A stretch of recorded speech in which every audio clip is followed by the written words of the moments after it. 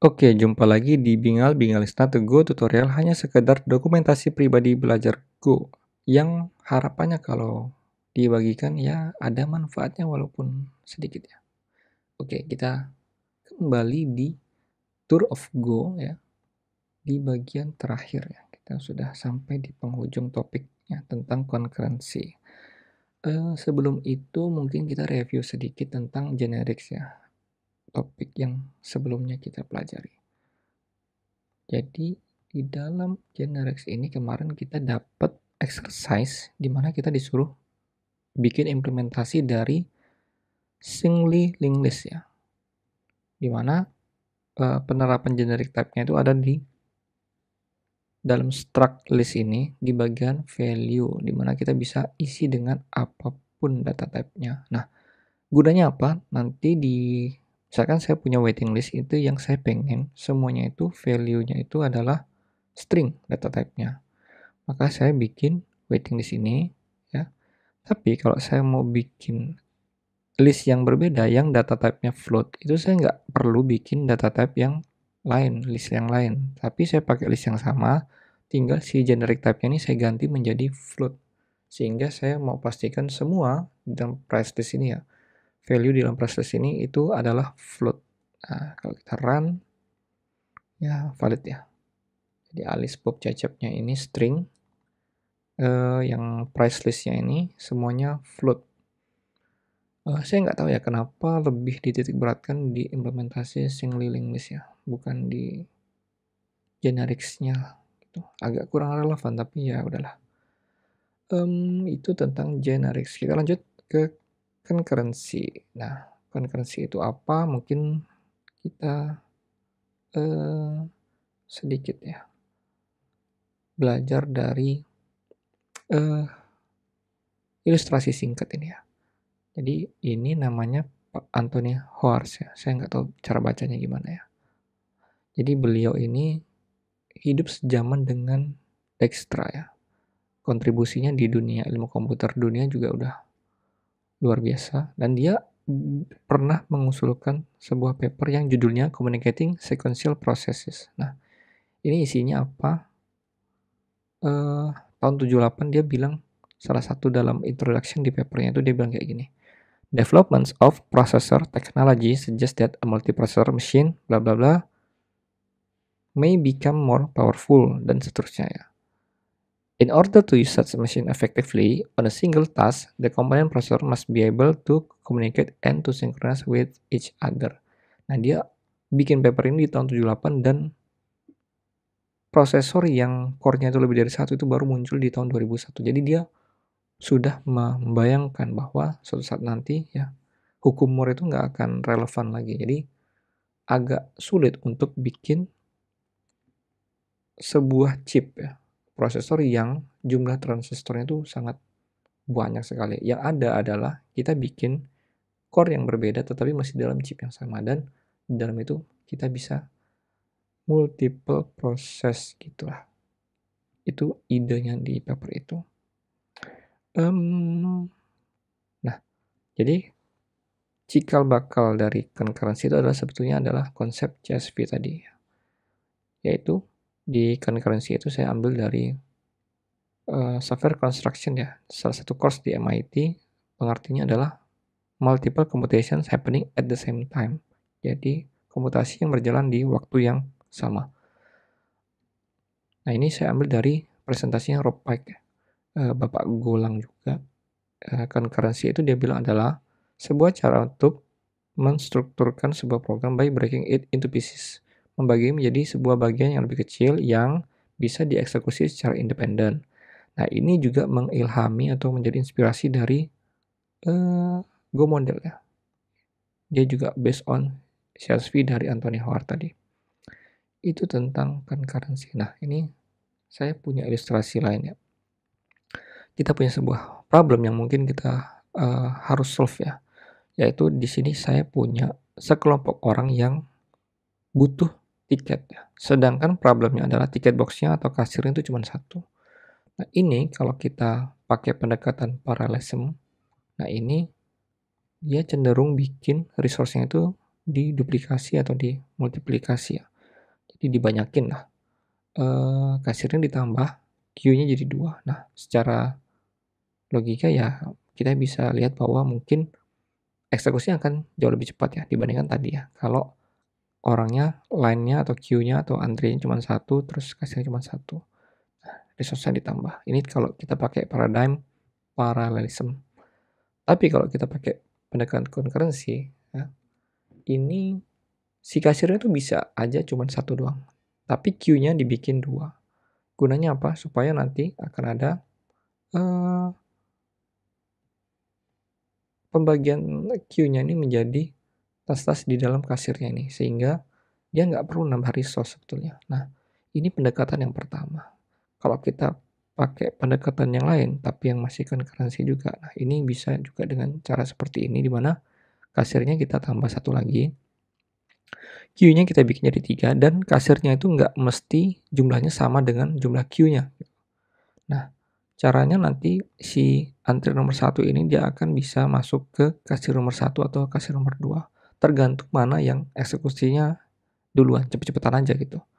Dan kita nggak bisa pastikan ya, mana yang akan dieksekusi. Jadi misalkan di kasir 1 ini udah kosong, penentuannya queue mana yang akan diambil itu yang menjadi salah satu isu di concurrency ya, communicating atau synchronizing-nya gitu. Atau problem lain ya, misalkan si kasir 1 dan kasir 2 ini sama-sama kosong.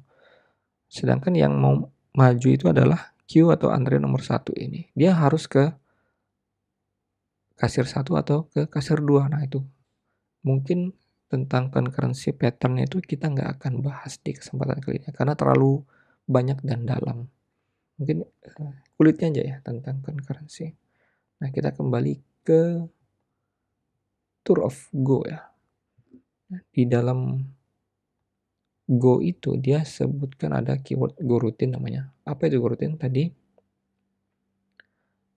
kalau concurrency itu adalah dia eksekusi banyak proses dalam sekali waktu.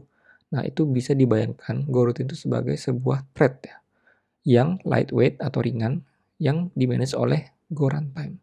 Nah, notasinya seperti ini. Jadi kalau kita punya function dan kita mau panggil dengan Go routine ya, kita jadikan dia sebuah lightweight thread.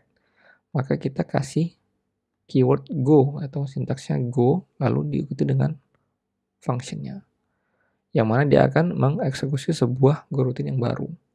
Nah, the expression of fxyz ini dia akan berada di current go routine dan eksekusinya dari f itu dia akan berada di go routine yang baru. Nah, kita punya contoh di sini. Ini kalau kita jalankan dengan katakanlah ini ya.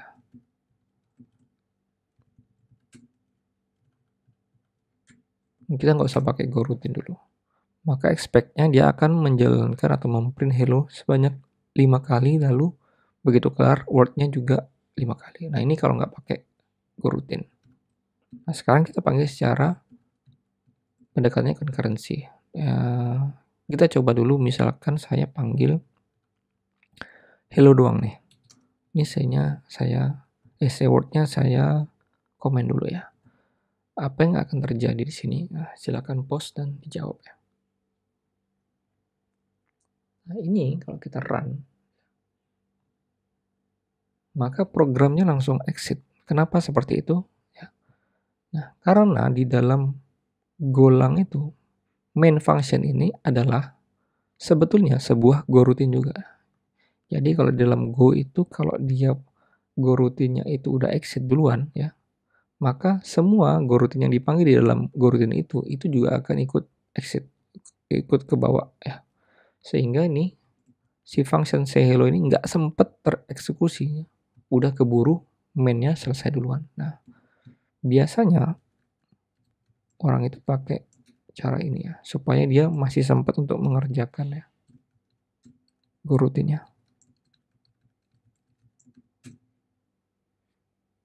Oh, ini sangat cepat sekali berarti.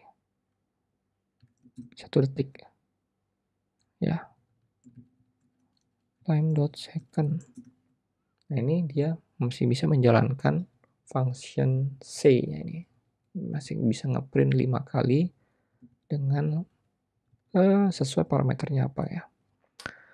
Itu tentang itu. Nah, apa jadinya kalau kita panggil 2 buah goroutine di function yang sama. Nah, di sini kita bisa lihat bahwa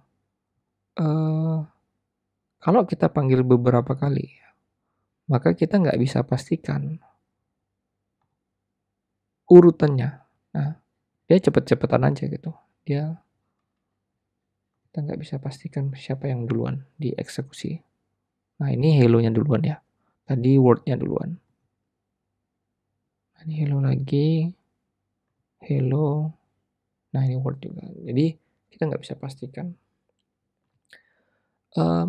Itu tentang goroutines. Dia bilang, goroutines run in the same address space. Nah, so access to shared memory must be synchronized. Nah, ini adalah isu yang harus kita pecahkan di dalam penerapan concurrency ya. Dia sudah sediakan namanya sync package untuk menghandle sinkronisasi di goroutines. Tetapi kata dia, kita nggak akan perlu itu di tour of go ini ya, karena kita punya other primitives ya, dia bilang. See the next slide. Nah, ini adalah dia perkenalkan sebuah keyword lainnya namanya channel. Channel itu apa? Channel itu adalah a type conduit through which you can send and receive values with the channel operator. Dia bilang itu sebuah pipa ya, yang dia juga punya data type ya, di mana kita bisa dengan channel itu mengirimkan atau menerima value dari atau ke goroutine ya. Nah, operatornya pakai ini tanda panah ini yang selalu mengarah ke kiri. Nah, dimana kalau dia itu channelnya itu di sebelah kiri seperti ini, maka dia itu akan send V ya ke channel CH. Dan kalau dia itu channel di sebelah kanan seperti ini, maka dia receive ya. Dia receive value dari channelnya. Lalu value dari channelnya itu akan di-assign ke yang di sebelah kiri ini. The data flows in the direction of the arrow. Jadi pergerakan data akan selalu dari kanan ke kiri. Seperti maps and slices, channels must be created before use. Nah, ini kayak kita bikin cangkangnya dulu ya. Sama kayak kita bikin maps atau slice. Pakai make. Secara default, send and receive block until the other side is ready. This allows goroutines to synchronize without explicit locks or condition variable. Jadi kita nggak perlu bikin locking atau apapun itu ya. Dia cukup dengan menggunakan channel. Nah, kata dia seperti itu. Lalu kita coba contoh contoh code-nya ya. Ini lumayan bagus ya. Dia misalnya kita punya slice of integer di mana isinya adalah banyak sekali number ya yang kita mau jumlahkan. Dia bagi dua nih. Satu pakai goroutine yang ini di mana separuhnya itu akan dijumlahkan ya di goroutine yang ini dan separuhnya lagi akan dikerjakan di goroutine yang berbeda. Di mana hasil dari masing-masing itu akan dijumlahkan kalau udah kelar dua-duanya. Kayak gitu ya. Kita run dulu. Oke, ini min 5 itu hasil dari ini ya. Oke, itu malah dia kerjakan yang ini dulu ya. Oke, kita run lagi. Oke. Kalau dibalik harusnya kebalik juga ya. Ini harusnya 17 dulu nggak? Iya, 17 dulu ya. Nah ini kan sebenarnya saya agak kurang serap juga ya kalau pakai ini nih. C, nah Y, sama aja sih. Cuman lebih enak dibaca kayak gini. Oke, itu tentang channel. Next kita ke buffer channels. Jadi channel itu juga bisa ada buffernya. Provide the buffer length as the second argument to initialize a buffer channel. Jadi kalau ini berarti maksimumnya dia bisa terima 100 value gitu kah? Hmm. Kalau buffernya itu full maka dia akan blocking ya. Atau kalau dia receive dari buffer yang empty dia juga akan blocking atau deadlock. Kita coba, kata dia suruh modify the example to overfill the buffer and see what happens. Berarti ini saya, nih kita run dulu. Nah ini kalau kondisi normal ya, sesuai ukuran buffernya itu 2, channelnya kita isi 2. Tapi kalau kita isi lagi, maka dia harusnya nggak boleh ya. Kecuali misalkan di sini kita receive dulu ya. Kalau kita receive di sini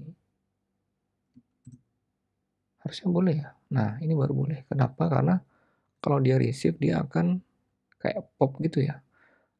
Dia ngambil value dari channelnya terus buffernya akhirnya balik lagi gitu.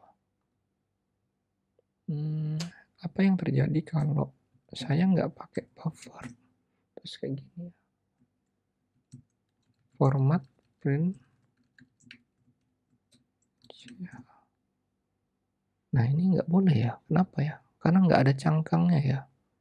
Ini cangkang itu harus kudu wajib bikin. Ya nggak sih? Ini harus kayak gini ya. Aduh.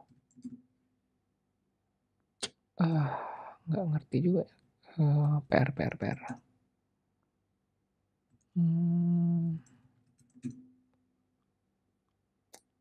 Oke. Kenapa dia harus ada yang buffer, ada yang nggak buffer gitu ya? Oke, nggak usah terlalu dipikirin dan jangan ditelan dalam sehari. Kita skip dulu. Range and close. A sender can close a channel to indicate that no more values will be sent. Jadi kalau dia itu bisa pastikan bahwa channelnya itu nggak akan ada lagi value yang lewat, maka dia bisa menutup channelnya. Kenapa harus ditutup? Receiver can test whether the channel has been closed by assigning a second parameter to the receive expression. Oke, ini yang kayak sama kita dia. Kalau dia nge-receive channel ya, terus tiba-tiba channelnya ini udah ketutup, maka OK-nya ini akan false ya. Mirip-mirip mutating maps ya. Dan V-nya ini dia akan balik ke zero value-nya si channel ini, ya nggak sih? Harusnya gitu ya. The loop for I range C receive values from the channel repeatedly until it is closed. Oke, ini kayak forever gitu ya. Jadi selama C-nya ini dia masih bisa nerima ya, atau channelnya itu masih kebuka, maka looping ini tuh akan jalan terus. Catatan, only the sender should close a channel. Oke, never the receiver. Sending on a closed channel will cause a panic. Ini kalau sudah kayak gini, terus kita mau sign lagi ya. Ini kita run dulu. Nah ini jumlah Fibonacci sampai ke 10 ya. Kalau kayak gini, misalkan C2 gitu. Panic kata dia. Send on close channel. Kan jadi nggak boleh. Nggak boleh dikirim lagi. Oke. Another note, channels are not like files. You don't usually need to close them. Nah ya kan. Kecuali closing is only necessary when the receiver must be told there are no more files coming, such as to terminate a range loop. Oke, jadi C-nya ini dia akan berhenti kalau channelnya udah close. Kalau saya nggak close di sini ya, kita coba nggak close. Dia jadinya, nah error, ya kan? Karena si C-nya ini dia nerima terus nih.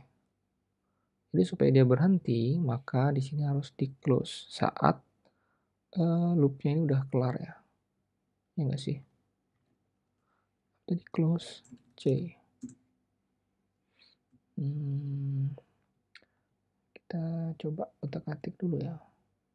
N-nya itu kan sesuai dengan Cap-nya ya. Kalau cap-nya itu C-nya itu 10, maka channelnya itu akan ada, ini jangan pakai C lah, CH coba.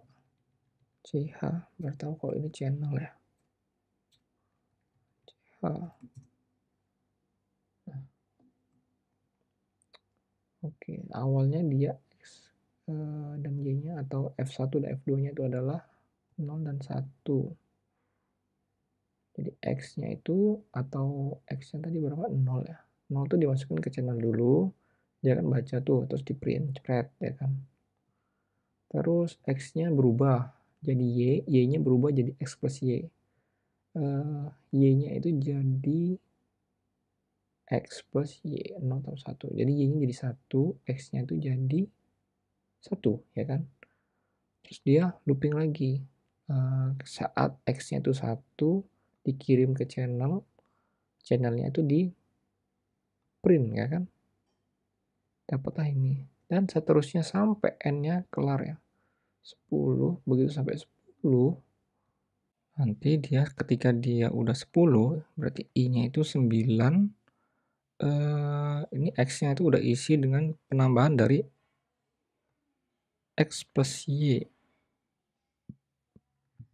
Setelah ini selesai ya, karena N-nya udah, I-nya udah nggak berada kurang dari N lagi, maka dia akan keluar dari loop ini. Saat dia keluar dari loop, channelnya di close. Saat channelnya di close, berarti saat channel di close, maka for ini juga akan berhenti ya. Karena apa? Karena channelnya udah nggak kirim lagi ya kan? Ya nggak sih?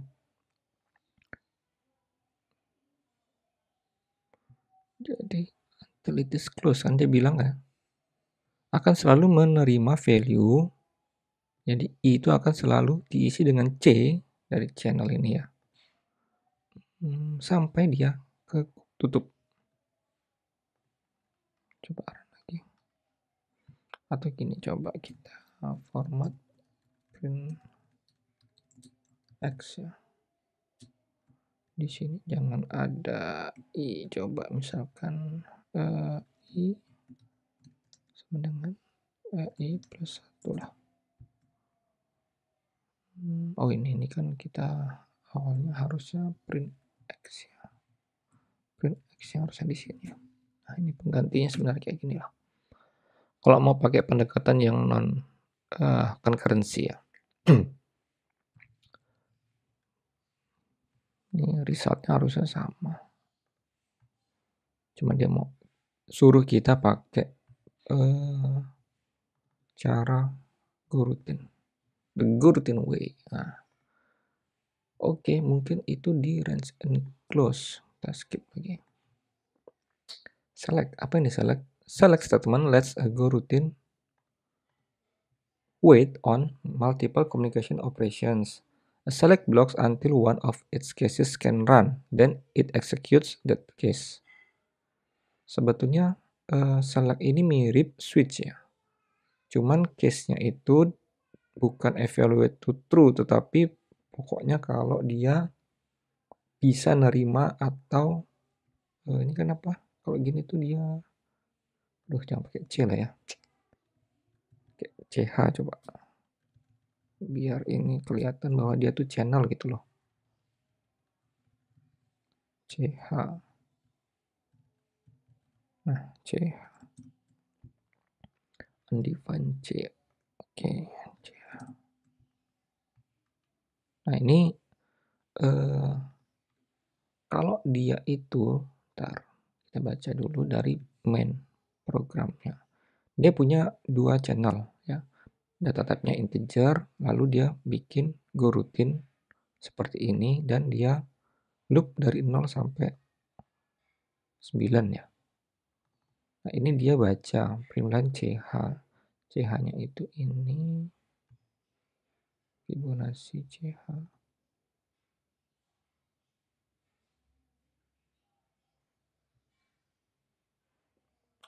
Oh, dia nggak akan execute ya, karena dia nunggu kan. Ya nggak? Karena dia nunggu nih. Jadi kalau CH-nya itu keisi, CH-nya itu diisi oleh ini ya.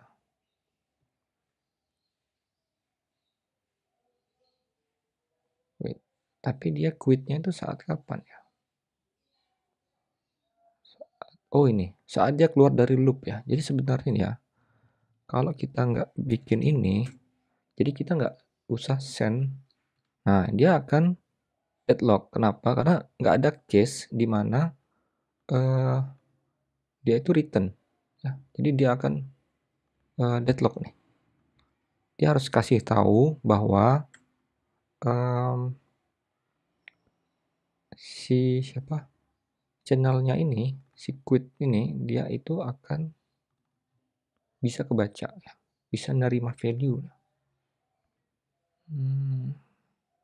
Ini sama kayak gini lah ya. Ini ada selang ya. Jadi selang itu dia punya dua cabang ya kan. Case yang CHX ini sama yang case quit ini. Jadi selama salah satu dari selang ini tuh masih ngalir ya kan. Keran lah ya. Ya keran. Selama salah satu dari keran ini masih kebuka ya, maka dia akan jalan terus ya kan. Karena dia berada di dalam forever ini, loop ini. Terus kalau misalkan dia nggak ada di sini, kita nggak bikin defaultnya ya. Kayaknya default tuh next ya. Nah ini default selection. Jadi dia cuma ada dua keran. Keran yang pertama saat channelnya itu keterima dari X atau quitnya itu juga ngirim. Nah di sini kalau misalkan ya ini jangan dieksekusi doang. Nah ini langsung quit. Kenapa? Karena dia begitu dapat for ini dia langsung masuk ke case yang ini. Gitu ya.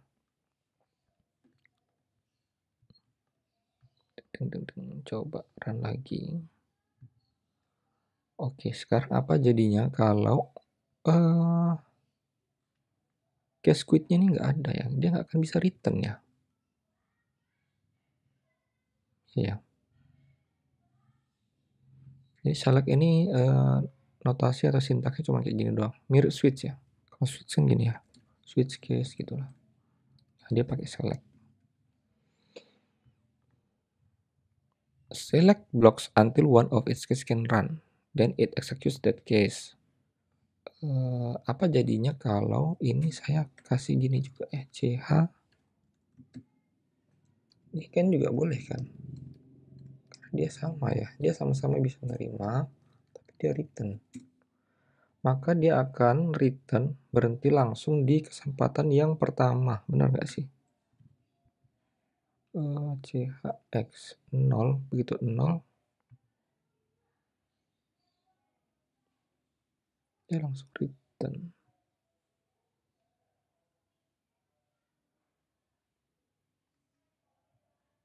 Ini kenapa dia satunya juga ke print ya? Nah, jadi kita harus hati-hati di sini ya. Jangan sampai dia punya keran yang ini ya, double-double kayak gini ya. Ini kan dia bisa execute di sini atau di sini ya. Kita nggak tahu masalahnya. Yang bakalan nerima tuh yang mana gitu. Nah, nih. Jangan sampai typo di sini berarti. Oke. Itu tentang select statement di concurrency atau di gurutin. Default selection. The default case in a select is run if no other case is ready.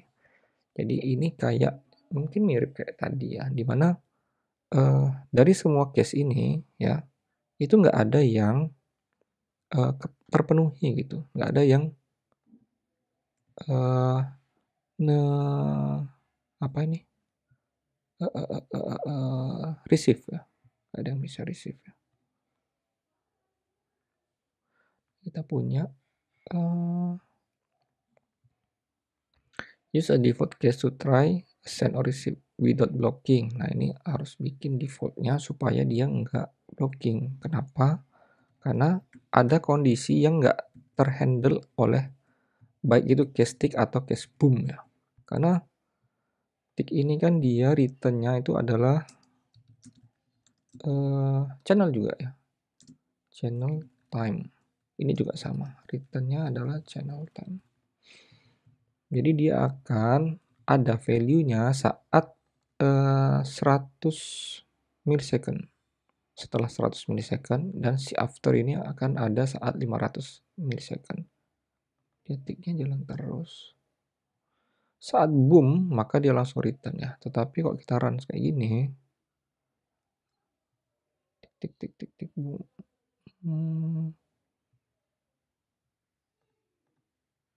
Eventually dia akan run ini juga sih sebetulnya ya kan. Karena dia after 500 milisecond dia akan return. Sehingga dia akan keluar dari for loop-nya. Tadi apa? Kalau misalkan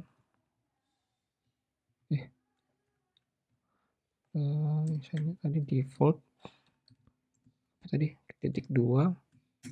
Nah ini format print reset aja lah.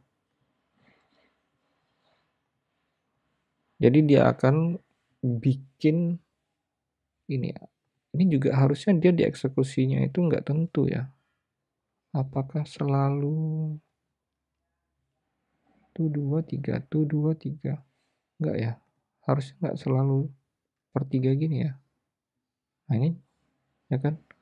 Tiknya baru jalan sekali, ininya jalan satu baru tik lagi.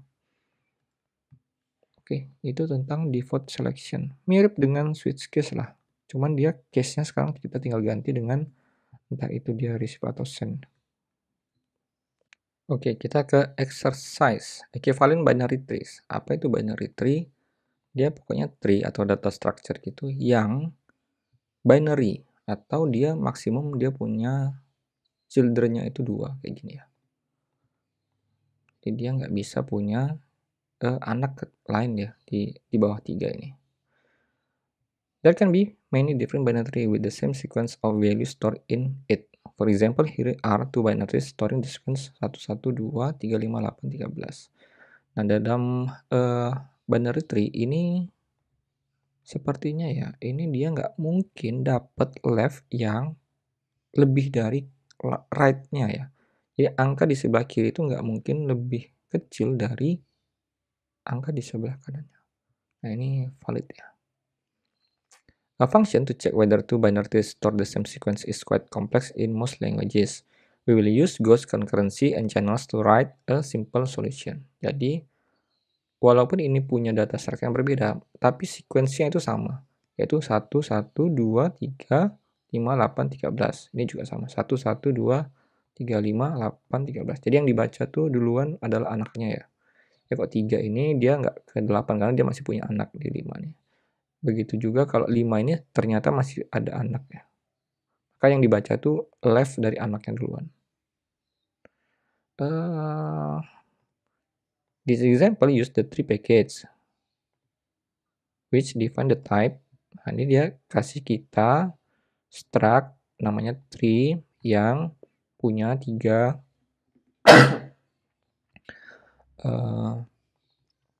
field ya. Left value sama right. Left value sama right ya. Dimana masing-masing tree itu juga adalah sebuah tree. Jadi kalau misalkan tree yang ini ya, yang node yang ini itu dia left-nya itu pasti nil ya, karena dia nggak punya left. Dia zero value-nya dari sebuah pointer itu kita tahu adalah nil. Dan dia right-nya juga nil ya. Dia nggak punya right, dia hanya punya value integer yang nilainya itu 1. Terus seperti itu ya. Next, continue description on next page. Implement the work function and test the work function. Dia bilang kita harus selesaikan function work dan kita harus tes ini. Ini tadi ya, kita harus ngetes bahwa dia punya sequence atau order yang sama. Walaupun strukturnya berbeda. Nah, untuk alat bantunya dia sudah kasih kita ini nih. Tree.new k constructs. Jadi function ini dia akan bikin ya sebuah struktur random tetapi akan selalu sorted, selalu terurut binary tree yang isinya itu value-nya itu adalah 1K, 2K, 3K, dan seterusnya sampai 10K. Jadi ada 10 value ya di dalam itu. Tapi urutannya tapi strukturnya itu random. Create a new channel CH and kick off the worker. Nah ini kita mau taruh di mana ya? Di sini kayaknya di ini ya, di dalam function same-nya ini mungkin, atau di main ya. Ntar kita lihat. Then read and print 10 values from the channel. It should be the numbers 1 to 3. Oke. Jadi work-nya itu oke. Jadi kita inilah.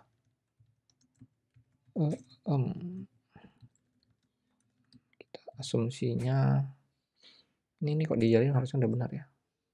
Cuman nggak expect. Implement the same function using what determine whether test 1 and t to store the same values. Nah ini kita nanti ya. Kita bikin coba mainnya dulu lah. Misalkan nggak ada import. Gini-gini amat ya kalau coding nggak pakai IDE. Print line misalkan 3.new 1.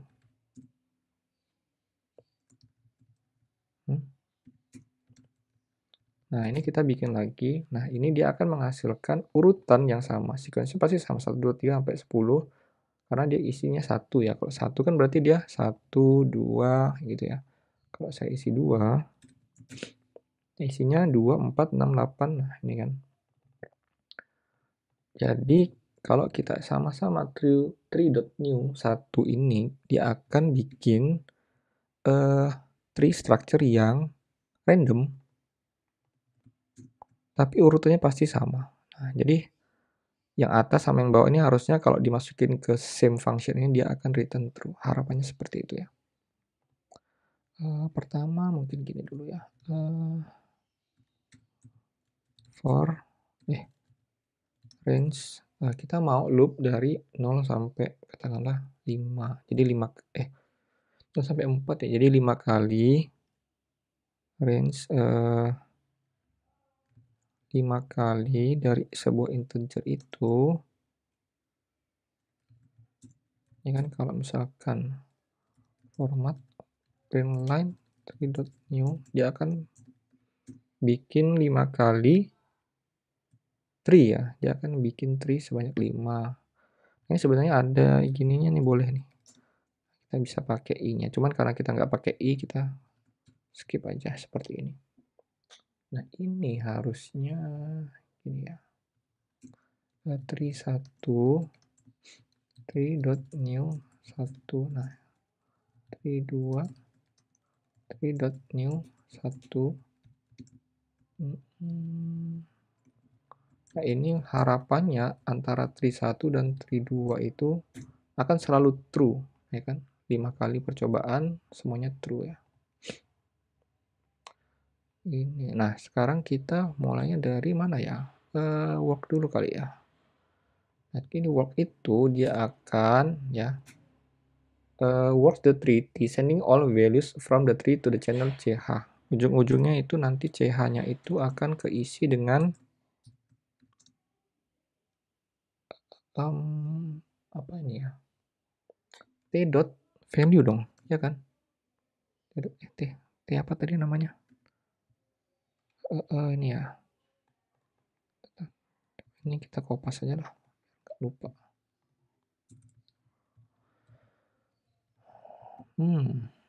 T dot value. Ini ya ceritanya. Nah, work-nya coba misalkan tree 1.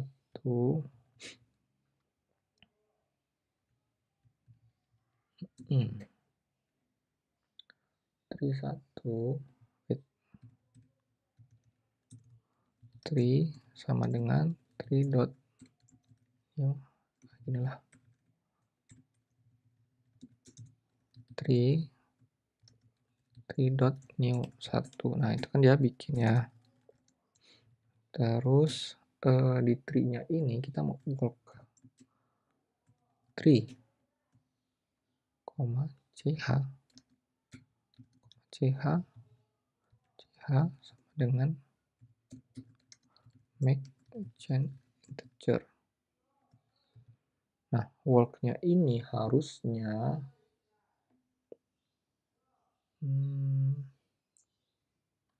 Wait.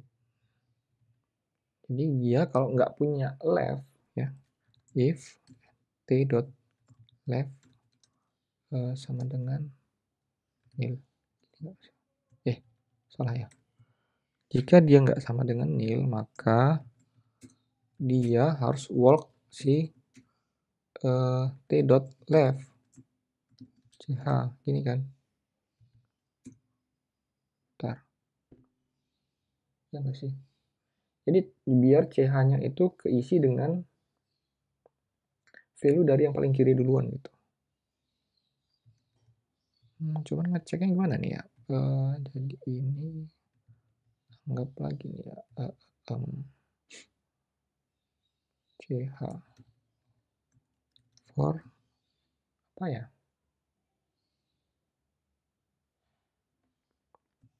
Range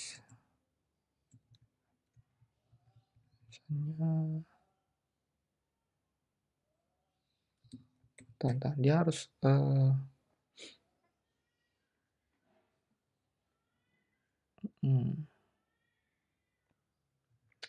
ch nanti ini akan ada kayak gini, t dot right sama dengan nil. Jadi kalau right-nya itu nggak ada, kalau right-nya itu ada, maka dia harus walk si right-nya gitu loh, supaya ch-nya nanti juga keisi dengan t dot value-nya gitu kan ya. Gitu nggak sih? Kita coba aja lah ya. Jadi di sini masih belum kebayang ya gimana cara bikin main function-nya.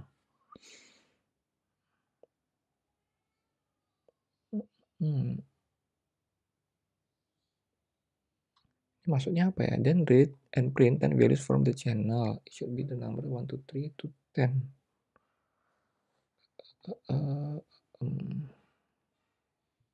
Coba gini ya. Walk. Misalnya number.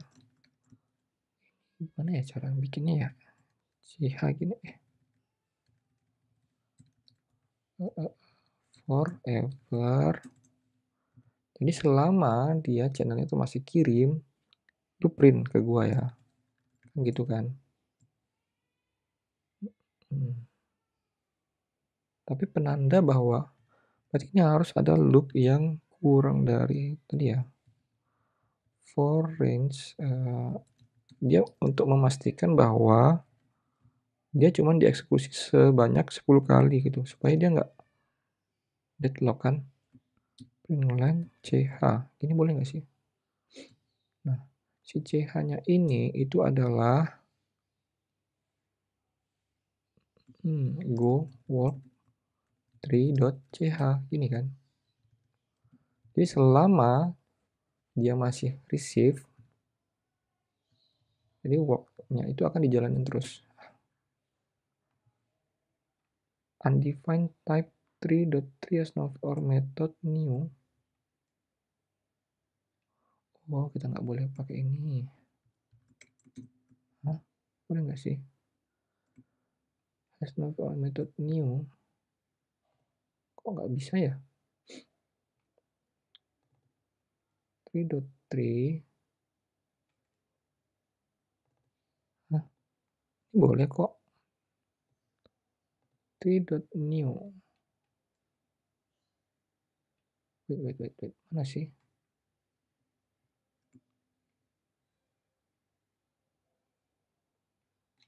Empat 1.17.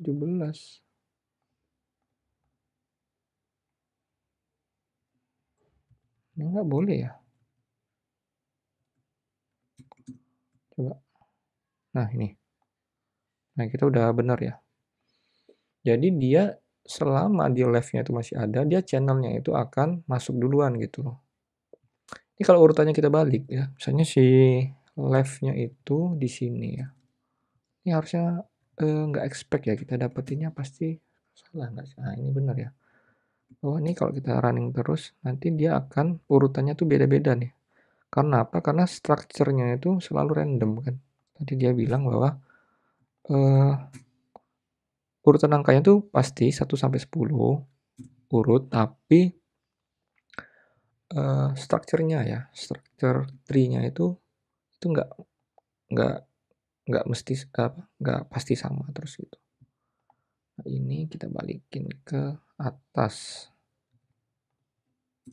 Nah, kita udah bikin function work-nya, tinggal same ya.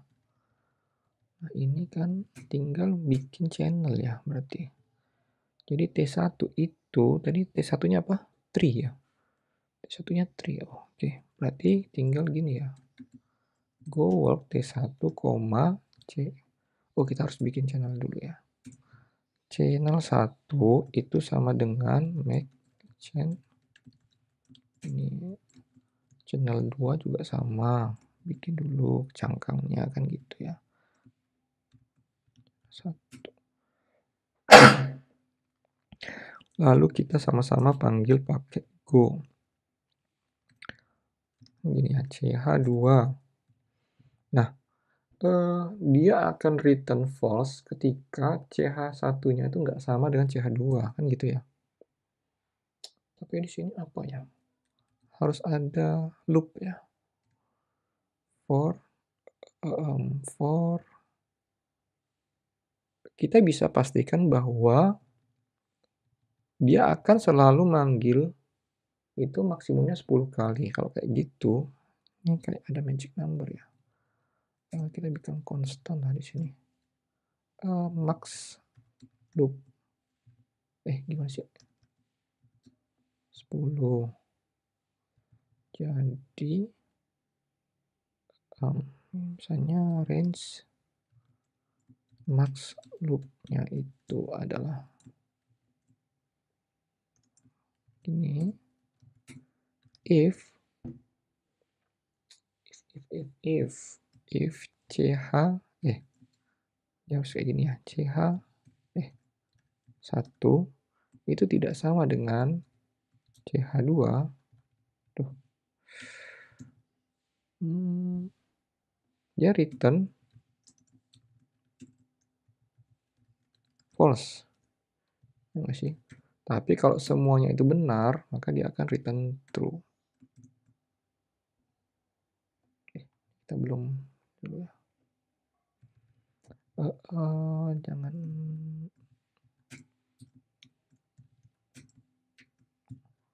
Tadi kita bikin testingnya itu gini ya. Apakah sama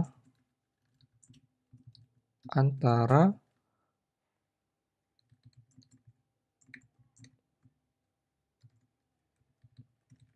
nah ini harusnya sama ya. Syntax error. Unexpected new line. 5254. Oh, kurang nih kayaknya. Ini 3. Hah?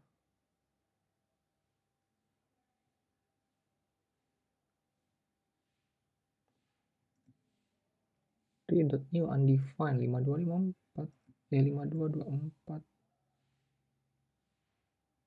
Kenapa ini? Method new nggak boleh.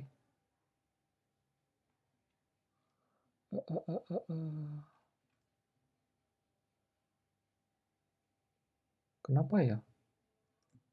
3.new itu undefined. Tuh, kenapa ya? Wait. Oh, karena kita salah. Ini harusnya ada inilah. Ini kita hapus saja dulu.